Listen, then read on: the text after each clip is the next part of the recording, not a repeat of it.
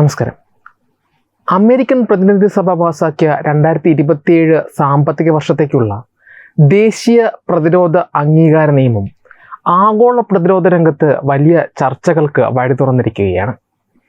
അമേരിക്കയും ഇസ്രയേലും തങ്ങളുടെ സൈന്യങ്ങളെ പൂർണ്ണമായി സംയോജിപ്പിച്ചു എന്ന തരത്തിലുള്ള പ്രചാരണങ്ങൾ അന്താരാഷ്ട്ര തലത്തിൽ ശക്തമാണ് എങ്കിലും യാഥാർത്ഥ്യം അതല്ല എന്നതാണ് വസ്തുത. ഇരു രാജ്യങ്ങളുടെയും സൈന്യങ്ങളെ കൂട്ടിച്ചേർക്കാനോ ഒരു സംയുക്ത കമാൻഡ് രൂപീകരിക്കാനോ അല്ലെങ്കിൽ നാറ്റോ മാതൃകയിലുള്ള പരസ്പര പ്രതിരോധ ഉടമ്പടി ഉണ്ടാക്കാനോ ഈ ബിൽ നിർദ്ദേശിക്കുന്നില്ല. ഇരു രാജ്യങ്ങളുടെയും സൈന്യങ്ങൾ സ്വന്തം ദേശീയ കമാൻഡ് ഘടനയ്ക്ക് കീഴിൽ സ്വതന്ത്രമായി തന്നെയായിരിക്കും തുടർന്നും പ്രവർത്തിക്കുക. എന്നാൽ ഇതിലും പ്രസക്തമായ മറ്റൊരു കാര്യം ഈ നിയമത്തിലൂടെ സംഭവിക്കുന്നുണ്ട്. അത് അമേരിക്കയുടെയും ഇസ്രയേലിൻ്റെയും പ്രതിരോധ സാങ്കേതിക വിദ്യാ രംഗത്തെയും ഗവേഷണ ശൃംഖലകളെയും അഥവാ ഡിഫൻസ് ഇന്നൊവേഷൻ എക്കോസിസ്റ്റത്തെയും തമ്മിൽ പരസ്പരം കോർത്തിണക്കുന്നു എന്നതാണ്. ഭാരതത്തിന് ഏറ്റവും അടുത്ത പ്രതിരോധ പങ്കാളികളിലൊന്നായ ഇസ്രയേലുമായി ബന്ധപ്പെട്ട ഈ മാറ്റത്തിന് ഇന്ത്യയിൽ പ്രത്യേകിച്ചും പാറ്റാ സമരവുമായി ബന്ധപ്പെട്ട് മാധ്യമങ്ങൾ അതിന് പിന്നാലെ പോയപ്പോൾ വേണ്ടത്ര ശ്രദ്ധ ലഭിച്ചിട്ടില്ല എങ്കിലും ഇത് ഇന്ത്യയുടെ തന്ത്രപ്രധാന ഭാവിക്ക് ഏറെ നിർണായകമാണ്. അമേരിക്ക ഇസ്രയേൽ പ്രതിരോധ സാങ്കേതിക സഹകരണ പദ്ധതിയാണ് ഈ പുതിയ നിയമത്തിൻ്റെ കാതൽ. ഉയർന്നു വരുന്ന പുതിയ സാങ്കേതിക വിദ്യകളിൽ ഇസ്രയേലുമായി ചേർന്ന് പ്രവർത്തിപ്പിക്കാൻ അമേരിക്കൻ പ്രതിരോധ വകുപ്പിന് സ്ഥിരമായ ഒരു ചട്ടക്കൂട് നിർമ്മിക്കാൻ നിയമം നിർദ്ദേശിക്കുന്നു. ആർട്ടിഫിഷ്യൽ ഇൻ്റലിജൻസ്, സ്വയം നിയന്ത്രിത സംവിധാനങ്ങൾ, cyber security, electronic warfare, missile പ്രതിരോധം, ഡയറക്റ്റഡ് എനർജി, ക്വാണ്ടം ടെക്നോളജി, അത്യാധുനിക നിർമ്മാണ രീതികൾ, അടുത്ത തലമുറ സെൻസറുകൾ എന്നിവയാണ് ഈ സഹകരണത്തിൽ പ്രധാനമായും ഉൾപ്പെടുത്തിയിരിക്കുന്നത്. സംയുക്ത ഗവേഷണം, ഉൽപാദനം, പരിശോധന, വാങ്ങൽ, വ്യവസായ സഹകരണം എന്നിവ പ്രോത്സാഹിപ്പിക്കുന്നതിനായി ഏകദേശം 750 ദശലക്ഷം അമേരിക്കൻ ഡോളറാണ് ബില്ലിൽ വകയിരുത്തിയിരിക്കുന്നത്. ദശാബ്ദങ്ങളായി വെറുമൊരു സാമ്പത്തിക സഹായത്തിലോ ആയുധ വിൽപ്പനയിലോ ഒതുങ്ങി നിന്നിരുന്ന അമേരിക്ക ഇസ്രയേൽ പ്രതിരോധ ബന്ധം ഇനി മുതൽ സാങ്കേതിക വിദ്യകൾ പങ്കുവെക്കുന്നതിലേക്കും സംയുക്ത ഉൽപാദനത്തിലേക്ക് മാറുകയാണെന്ന് ഇത് വ്യക്തമാക്കുന്നു. സമീപകാലത്തെ പോരാട്ട പരിചയത്തിലൂടെ ഇസ്രയേൽ കൈവരിച്ച ഓപ്പറേഷണൽ അനുഭവ സമ്പത്താണ് അമേരിക്കയെ ഇത്തരമൊരു നീക്കത്തിന് പ്രധാനമായും പ്രേരിപ്പിച്ചത്.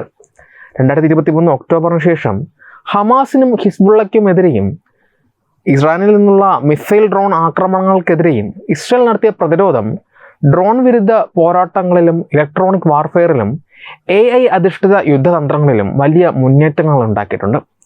ഇത് പെൻറ്റഗണിന് ഭാവി യുദ്ധഭീതികളെക്കുറിച്ച് വിലപ്പെട്ട പാഠങ്ങൾ നൽകുന്നു.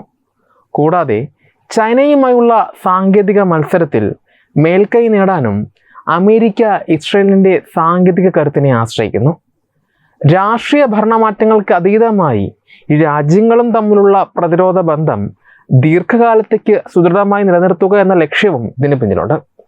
ഇത് വെറുമൊരു 2 രാജ്യങ്ങൾ തമ്മിലുള്ള കാര്യമല്ല, മറിച്ച് ഇന്ത്യയെ സംബന്ധിച്ചിടത്തോളം വലിയ അവസരങ്ങളും വെല്ലുവിളികളും ഉയർത്തുന്ന ഒന്നാണ്. ഇന്ത്യയുടെ ഏറ്റവും വലിയ 3ാമത്തെ ആയുധ വിതരണക്കാരാണ് ഇസ്രയേൽ.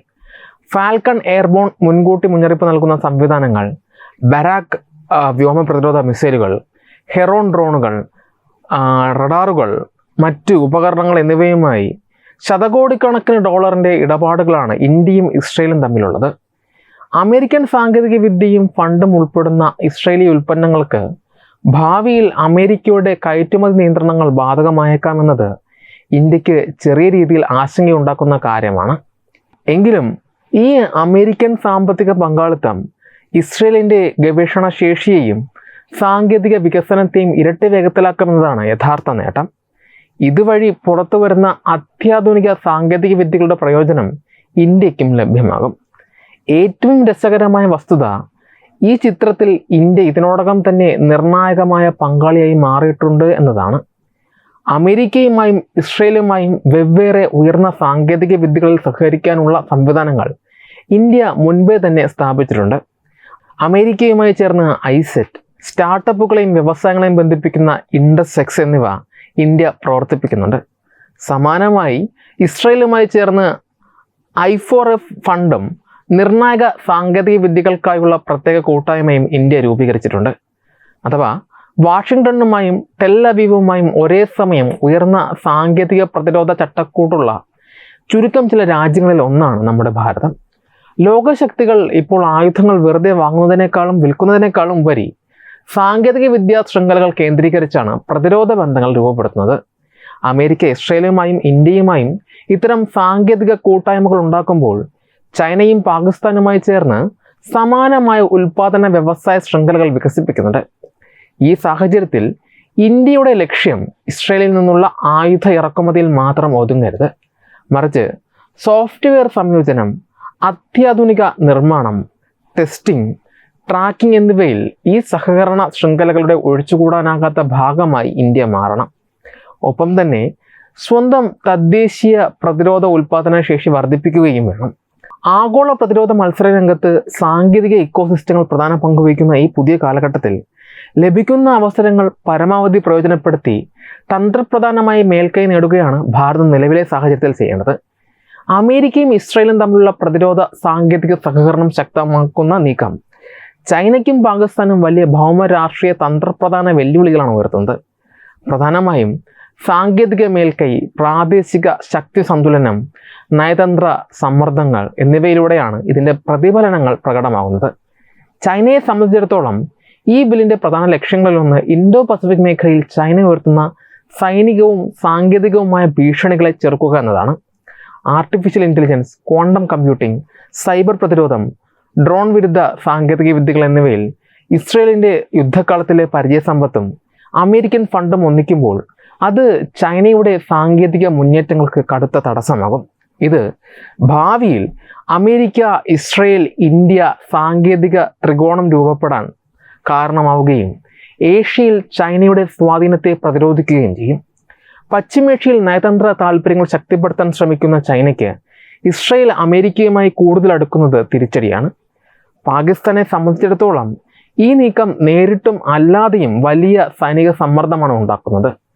ഇന്ത്യയുടെ പ്രധാന ആയുധ വിതരണക്കാരായ ഇസ്രയേലിന് പുതിയ ഫണ്ടിലൂടെയും ഗവേഷണത്തിലൂടെയും അത്യാധുനിക ആയുധങ്ങൾ വികസിപ്പിക്കാൻ കഴിയും.